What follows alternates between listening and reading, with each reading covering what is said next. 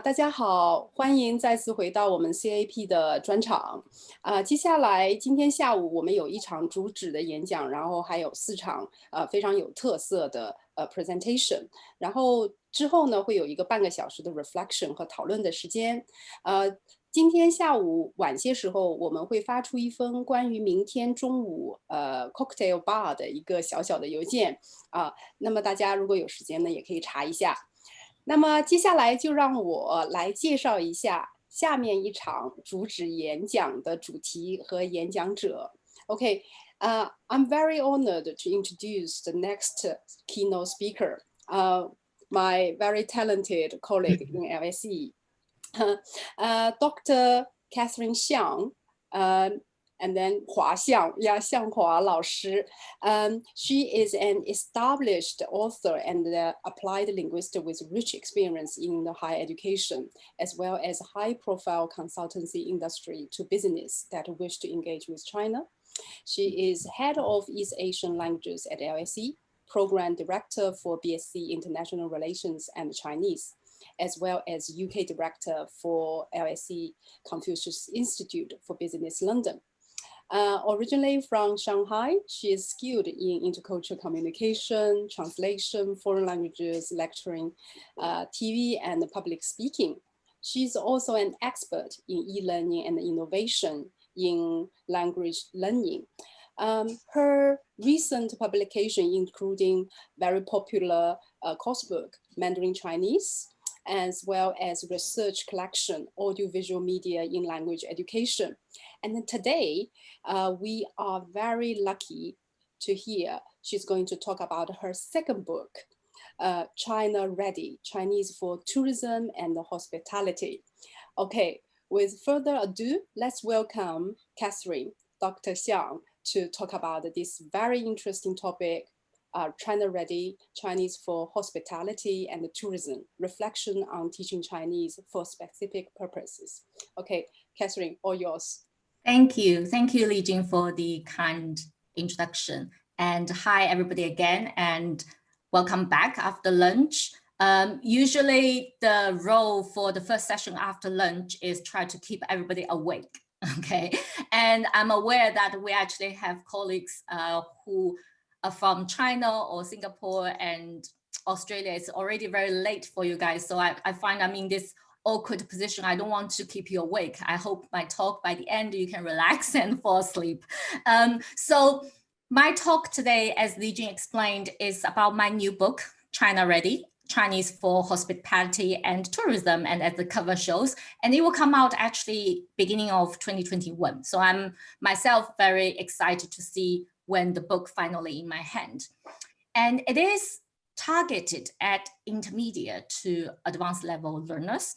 And my learners are going to face and at the front line of welcoming and receiving Chinese tourists in UK in particular, but it could apply to any English-speaking countries as well. In my talk today, I want to really cover 3 areas. So first, I want to share a little bit of why China Ready? What's the reason of writing this book? And I will then move on to some key considerations throughout the process in terms of research, pedagogical applications, learners, teachers, and beyond. And then, of course, collaboration and project management. As you can see, this book is co-written by another person, and every book project, as most of you know, is a project itself and needs a lot of communication and consideration. And finally, I want to go a little bit beyond and have a look and a reflection of the relationship between education, industry, and business. So let's start with the first topic, why? Why China Ready? I think I want to share 3 top reasons. The first reason, so here this is very interesting. This shows you in 2019 at a global level, Chinese tourists are ranked #1 as international tourism expenditure. They spend the most money, okay? And actually, according to the Secretary General of the World Tourism Organization, Chinese tourists are the most powerful single source of change in tourism industry. So whatever Chinese tourism do would have a whole impact on the industry. And what is actually interesting, although that Chinese tourists already ranked #1, but actually only 5% of Chinese population currently holds a passport. While currently ranked #2, as you can guess, that's US travelers, and already 40% of the US citizens already have a passport. So we can see there's a huge potential. So we will expect more Chinese tourists want to travel to Britain, for example, or any other English-speaking countries. And I think ultimately what I'm trying to do is to serve my own countrymen, okay? So I think if when you come to the UK, and people in the UK can actually speak Chinese and understand Chinese culture, naturally that will offer Chinese tourists a much better experience. So I think that's the starting point. And of course, there's benefits, a huge economical impact to any hosting country. So this is according to Visit Britain, which is the organization has the mission to attract more travelers to the UK. And you can see this is the China inbound data. Every year for the last 5 years, we see a consistent increase of either in terms of the number of annual visits, that is here, and how much money they actually spend in the UK. And the actual slogan, China Ready, was proposed by Visit Britain just in 2018. You can see why. After a huge jump of Chinese tourists come to the UK, as well as the amount of money they spend in this country, it's truly impressive. And just some data to share with you. So Chinese visitors in the UK are the actually highest spenders. They spend average 3 times more than other tourists. Also, they stay in the UK much longer comparing to average market number. So typically international visitor, when they come to this country, they're gonna spend 6 nights. Chinese would spend 10, average 10 nights. And that means actually every 22 additional Chinese visitors in this country would support an additional job in the tourism industry in the UK. So you can see if we can provide language skills to British workers, that's going to keep Britain much more competitive, and it could remain as a top travel destination and increase the market share of Chinese visitors in this global tourism industry. So I think that is the second reason. And what does that mean to be China ready? Actually, according to the Visit Britain website, they actually have a great China Welcome program, and they have a specific charter to indicate what kind of tourism providers or organizations or hotel would meet the criteria of China ready. So here you can see a few different considerations. So they will have a particular service which meet distinctive cultural needs of Chinese visits. And you can easily also see Mandarin or Cantonese speaking staff, and all the signs or visit information would be in either both simplified Chinese or traditional Chinese. And they would hope people would have some experience welcoming Chinese visitors, and very interesting, the technological aspect that, the facility for customer to pay using Chinese Union Pay. So all this is considered to be China ready from a industry perspective. And then when it comes to the linguistic and cultural skills, so this is very interesting. I think one thing on the top here, that's the data in 2018 that shows you Chinese visitors, when they visit UK, typically they also study a bit of English, okay? They actually spend quite a lot of money learning English as well. So I think if you think about the flip side, if there are more people in the hospitality and tourism industry in this country that, they can speak Chinese, I guess this number will actually drop. So the fact that they need to study English it kind of also indicated there's a gap in the linguistic skills of this country. And then if we look at the textbooks that are out in the market, there are quite a lot about tourism itself and specifically analyzing the behavior of Chinese tourists or the characteristics of Chinese tourists. And in terms of Mandarin Chinese textbook, we actually have some books of the other way around. It's mainly training, let's say, British students or international students when they travel to China, what kind of language they need to learn in order to live or study in China. So I see there is a gap in terms of linguistic and cultural knowledge for the current Chinese textbook market, because there's limited resources out there to support and train the English speakers to welcome Chinese tourists. So just to summarize, I think there is a need for the UK and indeed any country, you know, they need to be China ready for this huge potential market share. And there is a need in the language education market to have such a textbook that would offer relevant skills. And finally, I think, you know, these skills will eventually benefit any Chinese tourists when they come to UK or English-speaking countries to have better experience. So this is the rationale behind why we start to shape out and write this book. Now let me move to the key considerations. So I have three different aspects: research and pedagogical application, mainly to show you what is included in the book and why.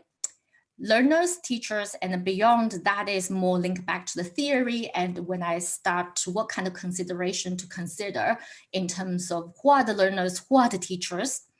And finally, I want to talk a little bit about collaboration and project management. And I think, you know, hopefully that will provide some insights for colleagues who want to write similar textbooks. And when you also have a co-author, what kind of things you need to take into consideration. So let's start with number one, the research and the pedagogical application. And it's really interesting, you know, some of the ideas echo very well with the previous speakers. So let's see, how do I approach some of the questions? So the first question I ask myself, or anybody would be writing a book for a specific purpose, is how do you decide the content list, right? How do you include, what things you need to include? So from my perspective, it's very important to do the research. I'm not an expert in the tourism industry or hospitality industry. That's why the research becomes essential. So here, for example, this is from Visit Britain website that gives me really useful information. So for example, it tells me Chinese tourists, when they come to the UK, they have three top activities: shopping, dining, and sightseeing. Okay, so when I write my book, of course I have to include situations that related to shopping, dining, and sightseeing, right? Because how can I write a book that is not relevant? So if I write something about bungee jumping, but then it's not something that Chinese tourists would want to do in the UK, and then there will be no opportunity for native speakers of English to actually apply what they've learned. So that is a very useful indicator what kind of content. And more specifically, through research, it also tells me what are the most wished for activities in Britain when Chinese tourists come to Britain. That's interesting. For example, they want to go to the market, they want to stay in a castle, they want to have a bit of spa experience or visit the vineyards. So all this, again, provide insights. What kind of possible situation, what kind of dialogue or activities I could incorporate into the book. Okay, so I think here I want to indicate the importance of research and provide relevance to the context. So in the book, at the end, I included 15 chapters. And the first bit, it's a balance in a way about hospitality and tourism. Naturally, it's impossible to cover absolutely everything, but you can see the first part of the book is very much focused on hotel services and what people would need in that context. And then the second part of the book is a lot beyond, so including shopping, food and sightseeing and a range of activity that people could do beyond the hotel setting. The other thing is very important to cite on the vocabulary, the words and content. So here just some kind of example. So when we talk about shopping, students would be exposed to all the major shopping street and important, department stores that we need them to know what they are expressed, how they are said in Chinese. And then this is another example about a text talking about a particular market in London. Again, the decision, the choice is very much informed by the research in terms of relevance to the people that our students or potential users of the textbook will serve. And then the second question, that is very important. So what is the approach? What is the methodology? What is the fundamental thinking when it comes to write book China Ready? So I think from my perspective, there are 4 important aspects of focus. 1, be China Ready by getting the pronunciation right. 2nd, be China Ready by engaging in situational communication. 3, be China Ready by setting priorities. And 4, be China Ready by building cultural awareness. So these are from the textbook design perspective that I want my approach to focus on these 4 particular areas. So here's some examples. Be China Ready by setting the pronunciation right. I think that has 2 considerations. 1, we know even the students, when they move to the intermediate level, tones can continue to be challenging, especially when they approach new vocabulary. So I think it's very important for a book like this to continue practice pronunciation. And the other thing, the other consideration is practice pronunciation, but provide the relevance. So that means the vocabulary, the things they say, they practice is subject specific. So for each chapter, after the key expression, you will always see a phonetics practice. So this one, for example, this is from Unit 4, introducing hotel facilities. So you can see there's 2 components. One is focused on accuracy. So this is about students would have to listen and be able to pronounce these words accurately. And there's a second component about fluency. So this is like small chunks of common used expressions. Then we want students to be able to say these expressions fluently. And this is another example from hotel services. You can see the same kind of logic apply. So this one is particularly about laundry service in the hotel. So that gives you some indication in terms of the consideration. Now, by China Ready, be China Ready by engaging in situational communication. So that is a really huge part of the whole approach to the book. And according to Newman, 1991, we have several different approaches when it comes to communicative language teaching. I'm always a very big fan of communicative language teaching. And when I think about this book specifically for tourism and hospitality, it's a lot of interaction. The students is really facing the client directly. So it's very important that they will be able to communicate effectively. So here there's 5 different considerations. One is, for example, the interaction in the target language. And then it's about the introduction of authentic text.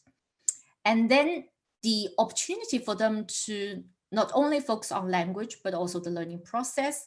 And then bringing their own personal experiences that they can really move beyond the classroom learning, and then the attempt to link the classroom learning to the activity that could potentially happen outside the classroom. So with this kind of feature in mind, in the book, the way we approach it is we have a lot of situational dialogues that the situation itself is very authentic. It would be a typical scenario the student would have to face. A lot of activities, role play and drills, a range of listening, of course, a range of different things. And one thing I will highlight a little bit later is the vocabulary in context, because I think that's always a very important aspect when you write a book for specific purposes. And then we have provided a wide range of audio inputs for the students. So authentic situations, this is just one example from the book in terms of very simple situational substitution exercise. So this is about dealing with client or customer complaint, okay, which is a situation that mostly in the service industry you would have to deal with. So we give students, one example. So the client, the customer is very upset. And then one possible, I would say possible, this is important because we're not trying to tell them you're gonna only have one possibility of responding to the situation.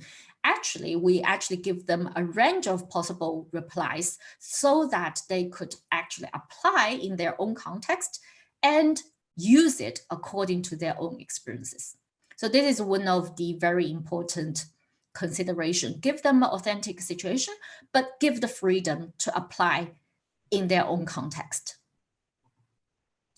Vocabulary in context, what do I mean by that? So in the text, when we provide the vocabulary, we always provide a sample sentence.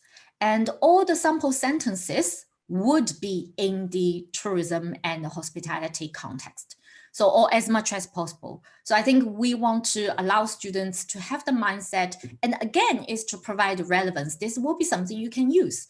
The sentence, how you use it, is already in the context. And how do we enhance personal experiences? So a lot of role play, students have a lot of freedom to pick a role and apply.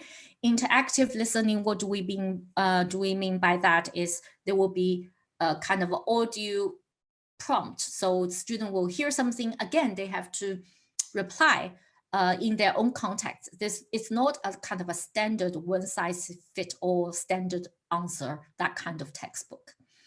And then we also include experiential study. So every unit will have experiential exercise. We encourage students to go beyond the classroom. So for example, they need to, if they're a student, they need to pretend to be a student ambassador, maybe, visit a hotel or company, try to really greet the Chinese visitors.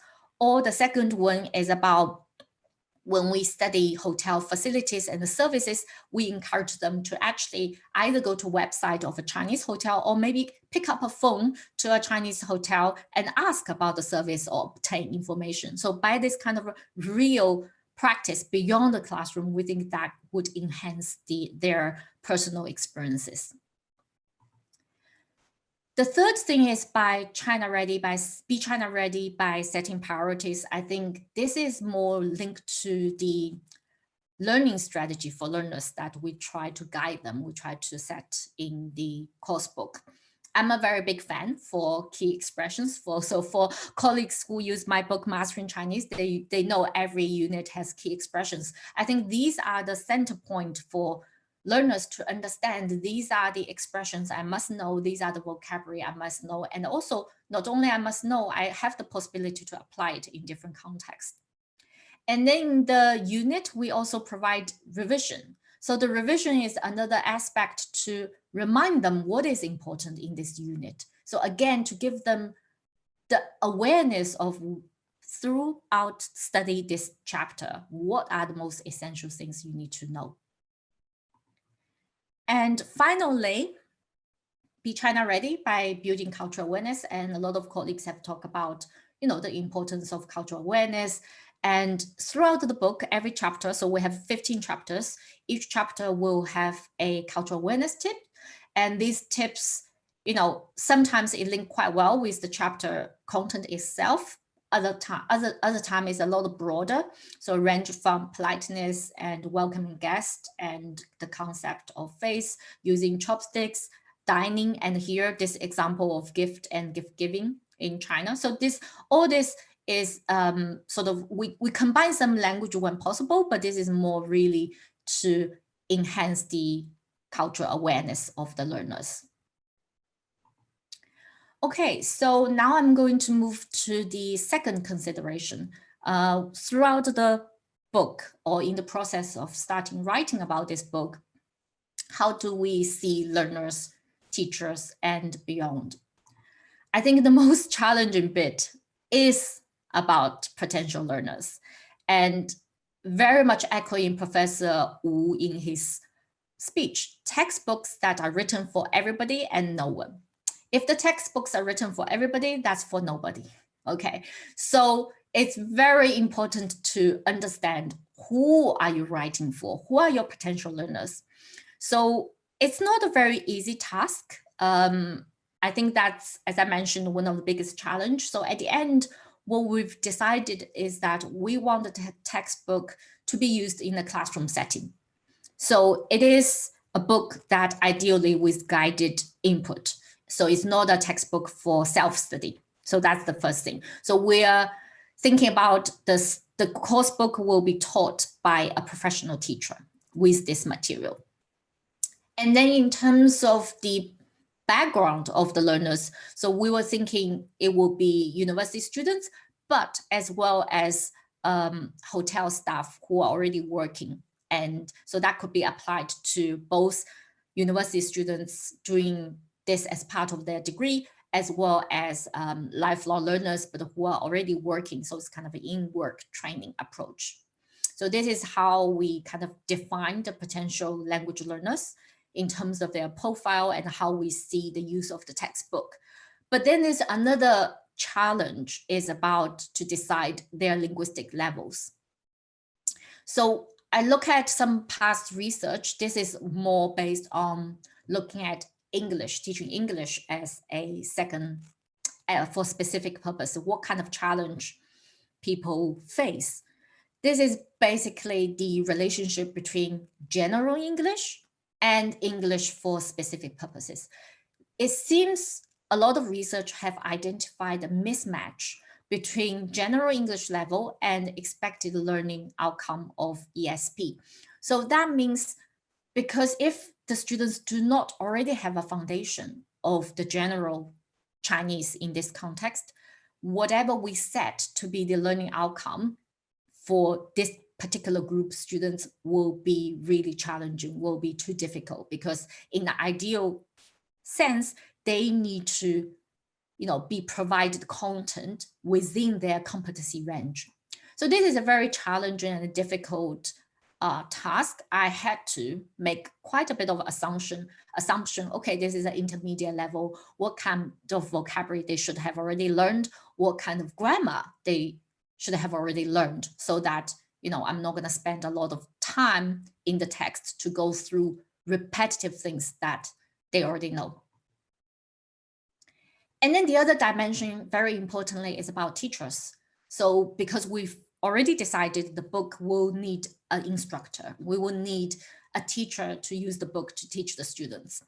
So when it comes to the relationship and how different teachers approach and what they would want from textbooks, there's a range of different researchers about it. So obviously some teachers, they really feel they need to do some adjustment. They would love to create their own material to supplement a textbook lesson.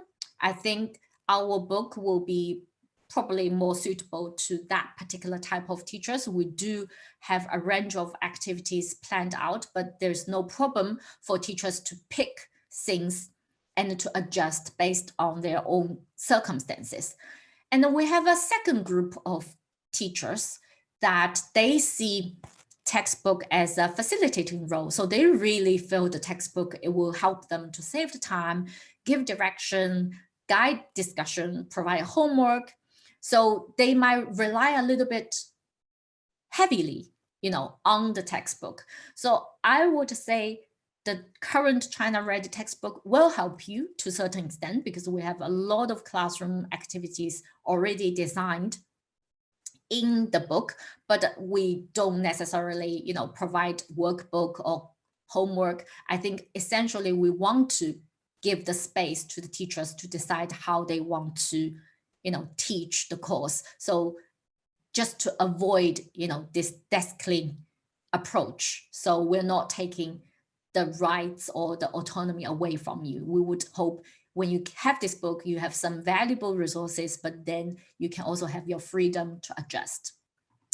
The other thing, Alan in 2008 did an interesting research to find out, this is more about broadly what teachers would want from a textbook. So it's not necessarily for specific purposes. So this talks quite a lot about teachers in general, feeling vocabulary is quite important. And there's some kind of a debate in terms of grammar. Some teachers feel, grammar will be really, really useful if it's very well explained in the textbook, while others have slightly different opinion. And they feel the grammar are not necessarily successfully integrated in the class, because in the class, you really want them to talk. So the approach at the end from our book is that I've showed you about, vocabulary in context. We do have a great focus on vocabulary use and activities. We have limited introduction of grammar because partly we felt it's very difficult to decide at intermediate level exactly what grammar points you should cover and not cover. So we want to leave that to the teachers to explain and to teach well the students if they need that. And the final discussion, I think we talked a lot about whether, should the text be authentic? That's a very interesting and much debated topic. But when it comes to English as specific purposes, we seem to have a little bit more kind of support of introducing authentic materials. And particularly, I think, typically, we think the learners by that point is already intermediate to advanced level. So it is arguably useful and meaningful for them to expose to some authentic materials. So in the book, the way we approach it is that we want to make sure the situations are definitely authentic. That's a starting point. And some of the dialogues probably, I wouldn't say they are authentic because we were not going out there and film and record an authentic check-in conversation. A lot obviously will be based on personal experiences. And we also do use some authentic material when it comes to the second half of the book, when we talk about visiting a particular, sites of interest, and then we will use chunk of text that show to Chinese tourists in Chinese, and we use that and we adapt that to teach our students. Okay, the final consideration is about collaboration and project management. So the book is not written just by me. I have a co-author. So who is she? So Lorna, she's now Deputy Head of Department of Hospitality at the University of Surrey. So you can see her background is actually in hospitality, and particularly, in terms of management and hospitality and tourism research. So that is really her expertise. And how do we meet? Here, that's an interesting story. So I have a picture here. It says Business College of Athens, a University of Plymouth international partner. You might be thinking, what's the relationship? Why? What is that about? That's actually a very interesting story. So we actually met because we're both external examiners for the Business College of Athens. And the Business College of Athens is actually a collaboration between University of Athens and University of Plymouth. So you can see this is a very interesting thing. There's a lot of, collaboration and possibilities. You don't know who you might end up working with. So I was the external examiner for Chinese, and she was the external examiner for tourism, because as you can see, Greece, one of the biggest industry for them is tourism. So on the train back, when we actually finished the external examining, we both took the train from Plymouth to London. We started to talk about, there are a lot of Chinese tourists now in this country. She was like, yeah, okay, but there's not much book about such subjects. So that's just by one train journey, we start to have this idea. Let's write this book together. And I think never underestimate the effect of networking, because this is just I've never met her before, and it's a very interesting, encounter. How do we actually collaborate? I think this is very much from my own perspective. So I would say break into 3 different stages. There is the preparation stage, and then the actual writing stage, and then the post-publication stage. So in the first stage, I would say I see our role as 50-50. So because she's expert in the tourism industry, and I'm, more language educator. So she would really help to do the research about the market demand, and I will shape the idea of the approach, how we're gonna teach the students. And then we jointly agree on the topics. So I think at the preparation stage, when we write the book proposal to the publisher, it's a very kind of 50-50 contribution. When you move to the writing stage, naturally, I need to take more lead because I'm the language teacher, language expert, while she's not. But she would help me to provide authentic situations. So what kind of situations student will actually, face. And then she also helped write the Chinese culture tips. And I will be designing all the tasks, activities, and set the, learning outcome and the exit linguistic level of the students. And then move to the post-publication stage. I was really hope Lorna will take on more lead to look at the marketing and promotion of the book through her network, particularly with the industry. So I can relax and enjoy our publication. Who are the other collaborators and beyond? I think there's so many different, partners to consider when you write a textbook, and particularly this one is for specific purposes. The industry is really, really important. So publishers, of course, editors, page designers, the whole audio production team. And I would very much value the peers and reviewers. So during the book writing process, of course, we have external reviewers to give us feedback, comment. And I'm sure the real reviewers would be the user and the teachers, fellow teachers like you guys who use the book, and of course the industry itself. So these are extremely valuable. And I think, write a textbook like this is really important to look after all these collaborators to make a book successful. And personally, it's really interesting. So my first textbook in this country, Mastering Chinese, and then now this one, China Ready, they're literally 10 years apart. So they're very different kind of experiences. So in terms of writing China Ready, I feel there's a lot of ups and downs. And I think partly is because I'm not writing by myself, not like Mastering Chinese. It's just, I can decide the pace. And this one with two authors, naturally you involve a lot more planning, communication, negotiation. And Lorna, halfway through our project, she was pregnant, and then she actually also gave birth to twins. So we had a lot of delay. The book probably would be out a year back, if not because of her personal circumstances has changed. So all this you cannot plan for, right? So I think there's a lot of up and down, but will I call it a success? I'm not sure. We'll see. The market will tell us. And I feel it's a very different experience, looking at Mastering Chinese, because that's just for complete beginners. The students is also a lot clearer. So this is for both classroom setting, but also independent learners, while China Ready, as I mentioned, is a very different industry. I need to research a lot into the industry. I have to make a lot of assumptions about the potential learners. So it's a very different task. And what could be the next? I think we are, of course, in a lot of discussion and preparation conversation with our colleagues in Fudan to look at IR subjects. So there's something very much exciting, and I will look forward to work with them together.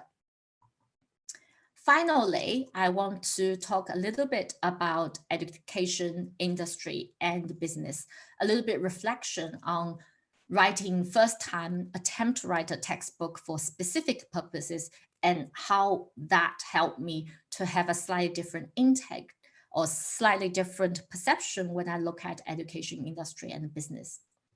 So start with the UK context, because obviously I'm in the UK. We have a Call for Action 2019 publication, a report by the British Academy, leading by the British Academy with other academy in the UK.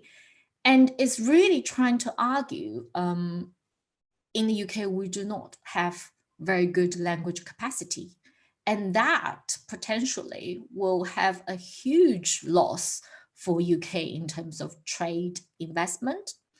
And 3.5% of GDP will be lost due to this lack of language capacity. And in the report, it talks about 11 significant benefits to the UK should it improve its language skills. And I'm quite pleased to say number 5 is about tourism and the hospitality sector. So it's talk about, in this sector, employees really would benefit from language skills and mindset of this cultural agility to provide better service. I think that's very good. That's very in line with what our initial intention to write this book. So other benefits could be create a global Britain, the global mindset, and also capacity for research and innovation, etc. And then in 2020, again, leading by the British Academy, we actually have a new report talk about we really need a national strategy. And in this particular strategy, Mandarin Chinese is being classified as less taught, but strategically important. And one of the things being set out in this report is talk about what we can do. What are the actions that we can do to boost productivity and, the earning power of people. So this is very much linked to business, industry, infrastructure, and employability. One of the things, again, is talking about try to put language learning into vocational or technical qualification. Here specifically talk about, again, travel and tourism. So I think that is quite exciting if we could really push this to happen. At the same time, I think the industry itself, it's quite fragile. If we look at this is the report done by UK Inbound in collaboration with Canterbury Christ Church University. So obviously the things you can already see is the language gap. That's no longer a surprise. So basically the degree that offer tourism and hospitality probably wouldn't offer language. And then the students who are studying languages, they do not necessarily want to move into tourism and hospitality. So there is a real gap in the industry. So that's why their report is breaking the language barrier. So this is the issue. And as you know, 2020, we have a lot of crisis. So in the UK, first is Brexit. So we will know probably after this weekend what happened. With Brexit, if there's more restriction in terms of EU workers in this country, so we lose more language capacity in the tourism industry. And also if there's more visa restriction, again, that will have a huge impact on the UK tourism from the European perspective. But the biggest killer, as we all know, is COVID. So according to the World Tourism Organization, because of COVID at a global level, we've have 100 to 100 million jobs actually at risk. And this is the loss of revenue this year because of COVID-19. And if we look at academia, what kind of things people are researching on? What are the top, research have been done to address the hospitality sector? So this is very small, but I've summarized on the top. Really, currently, a lot of academic research are focused on recovery of the industry, market demand, and revenue loss. So these are the 3 areas that, researchers are really, really trying to figure out what we can do. So I don't want to end in a very, gloomy perspective. Actually, I think it's a positive perspective, so that we are all in this together. So this month, actually, we have a Global Tourism Economical Forum 2020, really look at solidarity and innovation. How can we reshape tourism in this environment, okay, especially post-COVID? And I feel actually quite proud that, you know, China Ready will be coming out at the same time, because if we can help UK or English speaking, you know, employees to be able to speak Chinese, to be able to understand Chinese tourists better, naturally they become much more competitive. Naturally, that will shape the industry and make it more, you know, prosperous, and that will feed into the business. And the more successful or the quicker the tourism and the hospitality industry will recover from this crisis, the more likely they're going to create more jobs, and the more likely they need more language teachers like us to teach these people and to teach them effectively for that specific purposes. So I think we are in this together, and the better we do, the better industry do, and the better business do. So I think this is one thing that I feel really strongly because of the circumstances this year.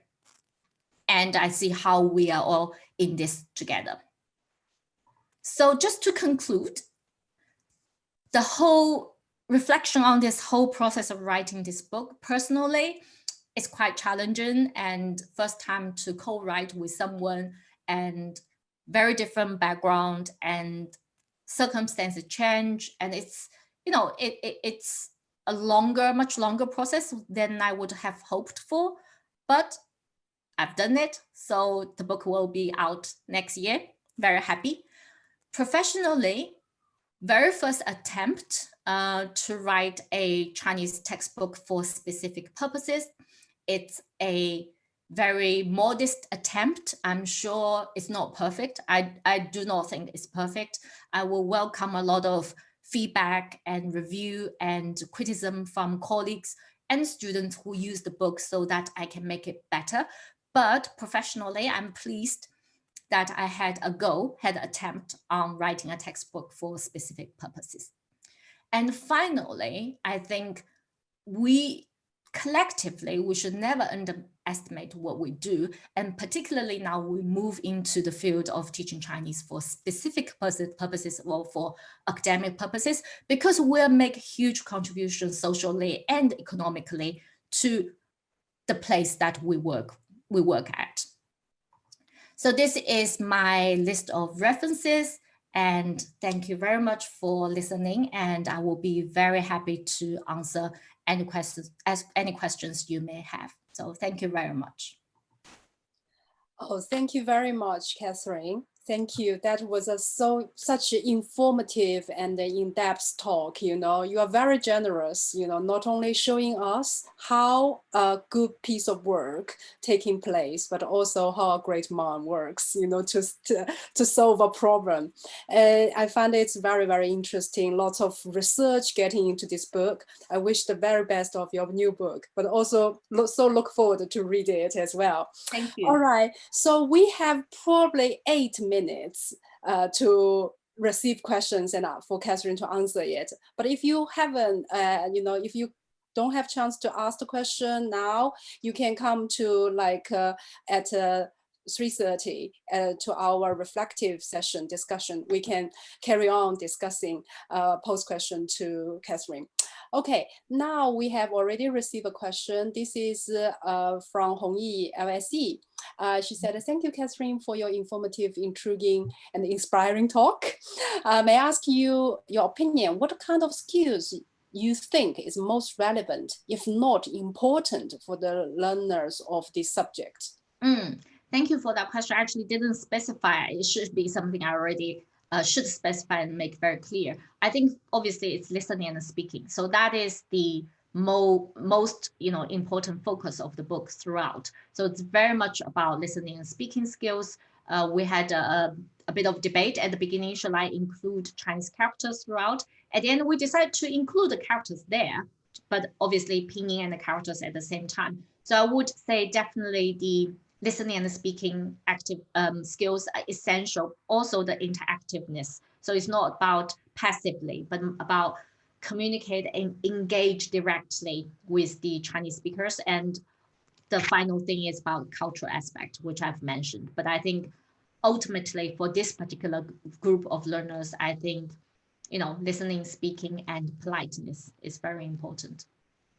Thank you, Catherine. So maybe just while I'm waiting for more questions, more Sure. colleagues to pose questions, I have a question. You showed us some sample sentences. So I'm very interested in how did you decide those sample sample sentences? Did you work out with your partner, or how did you collect these, how do you say, 语料, yeah, language materials, yeah. Do you mean for the vocabulary, or you mean, because I wasn't sure which bit? Yeah, I would like you show us this particular example, like the customer was angry, and then you will say, I see. My fault, it's my being uncareful, or something like that. Yeah. So the situation itself is very much linked to what kind of common situation we may encounter. So that is a discussion between myself and my co-author. So we try to identify, what kind of, so I think this is one of the example from dealing with problems. So we were thinking about potential complaint. So this is one kind of example. And then in terms of linguistic choices, obviously I had to kind of make it up a little bit, think about what kind of possible responses people might be able to use would make sense, but not to be descriptive and exclusive to the extent that it's become kind of manual. So it's kind of a combination of the situation and then more in terms of, as native speaker, what kind of answers or expressions we could possibly use in that context. Thank you. Okay. Are there any other questions from our participants? Yeah.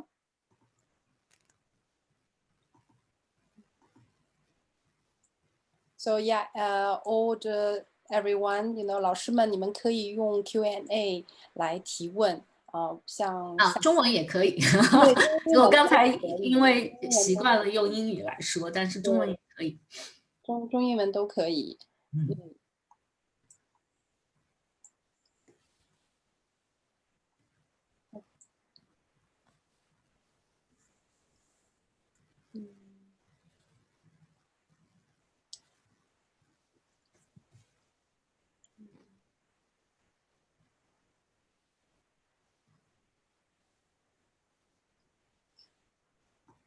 All right, I think probably oh yeah, 吴老师，复旦的吴中伟老师，旅行知识在书内的地位如何？他提了一个问题，旅行知识在书内指的是什么？是指旅行的信息吗？还是说这个旅行知识吴老师可能需要解释一下？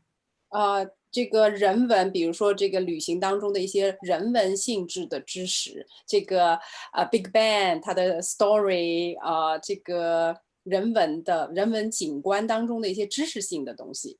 对，我们现在这一部分的内容是放在最后，因为最后有2个章节专门是以导游的身份来讲述的，所以呢，最后2个这章节其实就是说也是给学生到最后一个成段表述的一个能力的训练，所以最后2个章节会对一些旅游景点包括这个知识方面的东西会有比较深的这个介绍，但是是通过导游的这种角色去呈现的。所以我不知道这个有没有回答这个问题啊。OK， 好，我们等吴老师回来confirm 一下。吴老师说谢谢。OK， 然后下面一个问题 ，How do you anticipate the impact of current pandemic on this promotion of the book? It's a very good question. I mean, initially I actually wanted to tell the publisher, should we wait? Because I was like, what the global pandemic, who's going to buy this book? So this book is with Loudwich. So they are actually quite positive. They say, look, we want to use this book in the university setting or in a hotel, like industry setting. I think people still want to learn. I think people will still continue to learn. So they didn't suggest to postpone because we were not sure whether it's the right moment. It was a little bit delayed anyway, because it meant to be out in December, but I think, we're already in December, so it's probably most likely going to be beginning of next year. And in terms of the promotion, I think, as I put in my reflection, one interesting thing that I've noticed is that because, ironically, I mean, obviously the pandemic has a huge impact on the industry. It's not a positive one. But ironically, because of this shock and crisis, people are more likely to work together and people are more likely to want to find solutions. And I think as long as Chinese tourists will continue, and I'm sure we all love travel, right? It will come back eventually. So I think this is more like a preparation stage.